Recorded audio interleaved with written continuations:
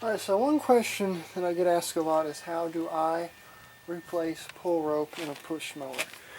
Well, this little Tecumseh here needs a pull rope because, as you see here, this rope is starting to fray. You can see it's coming apart, and you generally don't want to wait until the rope breaks. But you see here, I could just take my fingernail and, yeah, it needs a new rope. You can see it needs a new rope.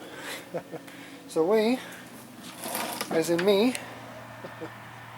I'm going to show you all how to replace the rope. So I'm going to pop this recoil off, get everything together, and show you all everything.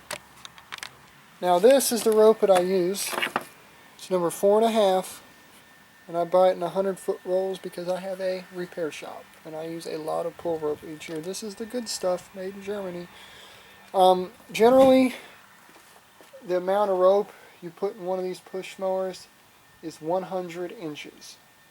So I'm going to measure off 100 inches of pull rope and put in here. Now that's the general rule of thumb, is 96 inches to 100 inches of pull rope. And I think a couple years back when I replaced the pull rope in this one, I put 100 inches in it. But generally, it's going to be 100 inches. It's best to have too much than too little, so I might go like 110 inches, something like that. So I'm going to go roll this out in the yard and measure off 100 inches and tear this thing apart, pop a recoil, and show you all step by step how to replace pull rope. Alright, so before we start playing with fire, yes, we're going to be playing with fire. I need to get this rope out from here. That's generally how I do it, is I take a screwdriver, stick it down in there, pull the knot, and I can tell this is one I did. I'm actually going to try to save this rope.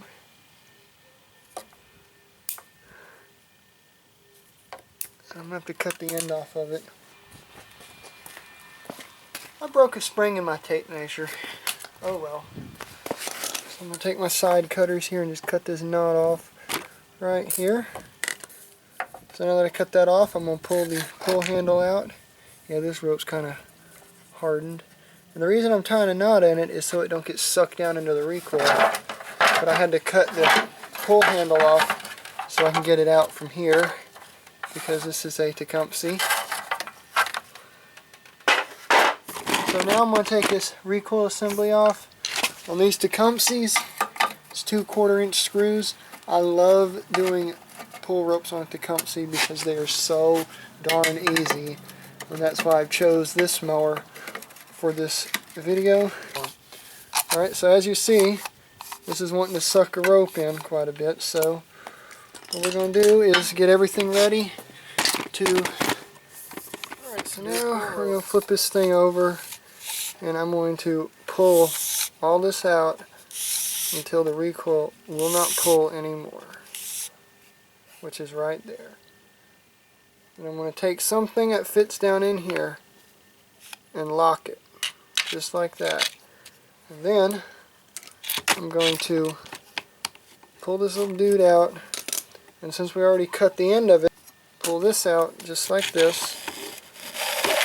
Usually I cut it because sometimes the rope breaks, and when the rope breaks it can get caught up in here and you have to cut it to take it out. So here's our pull rope. Alright, so I got the ropes lined up pretty good, and you see they're about the same size. So now we're back at the recoil. I got my old rope, which I'll set aside. I got my new rope here, which when you ball up rope like I did, it will kind of tie knots in itself when it's new. It's normal. And now we're going to talk about how do you get the recoil rope, starter rope, into the thing. Well, as you see, this end here is quite soft and fluffy. Well, you know how you fix that? Take your lighter, make sure there's nothing flammable around you, and I'm pretty sure there's nothing flammable around me. My gas can's outside. So we're going to light this here on fire until it burns. Ooh, that is hot. Starter rope is made out of nylon. I want it on fire. Fire, please. So our rope is on fire now, and you have to act quick with this. I'll take a rag and do that. And that was a wet rag on purpose, so that it does that. Take it again and do it. You know, sometimes you have to burn it multiple times. Woo! That's a little warm. To get it just right. And you see how nice and hard that end of that rope is now? We're going to make it kind of round. So what I'm going to do is just kind of make it kind of nice and round. You don't want a ball of molten nylon up on there. I do recommend using a wet rag. So we're going to let this cool off. It is still very hot.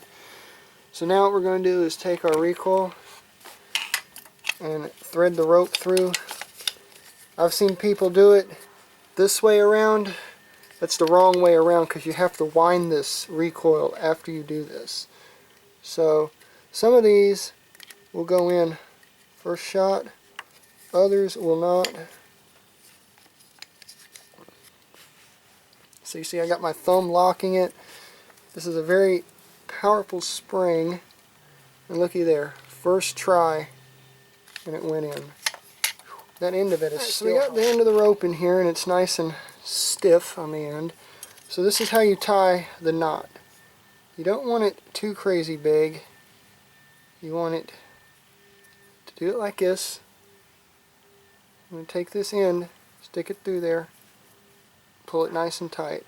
And after we wind the recoil, what we'll do is we'll trim this, kind of burn it so that the knot can't come loose. This knot will not come loose. You don't have to burn it, because when you pull on this, it's going to cinch up and basically get super, super tight, just like this, to where you can't undo it.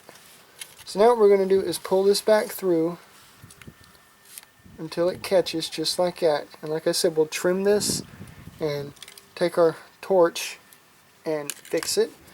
This is the fun part. We're going to pull our little stopper out. Now these springs and these recoils are very powerful. They can break. So what you want to do is very carefully wind this. You see here I have my two thumbs. So we're winding the recoil now. Let me get this rope and kind of sling it out. Now what I'm going to do here real quick before we continue is I got to stop this here. Is I'm going to tie a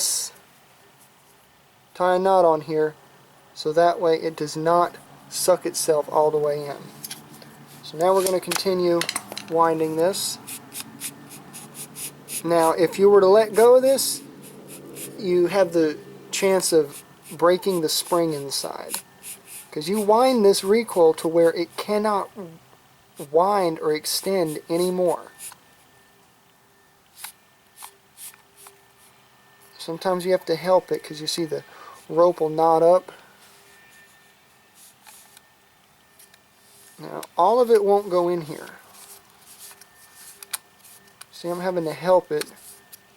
There will still be a tail, as I call it, left. But as you see here, it's going to work just fine. So now what we're going to do is trim this little dude here. Cut it maybe right there. Cut that end off.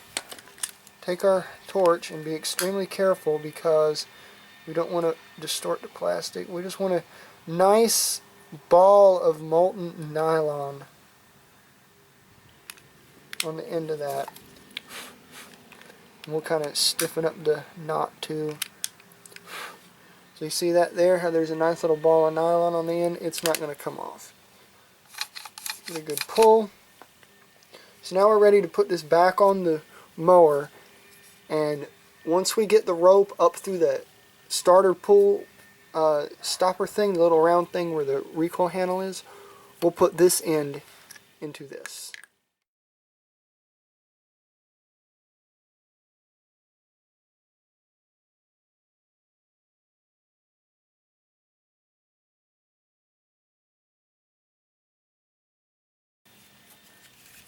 Let's see here if I'm able to do this.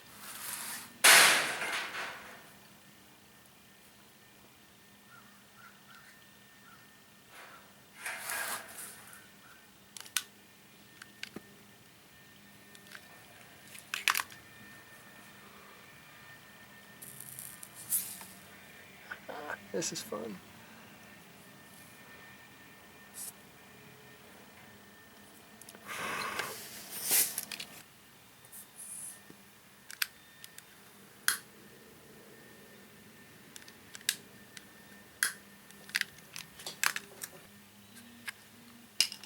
Got it.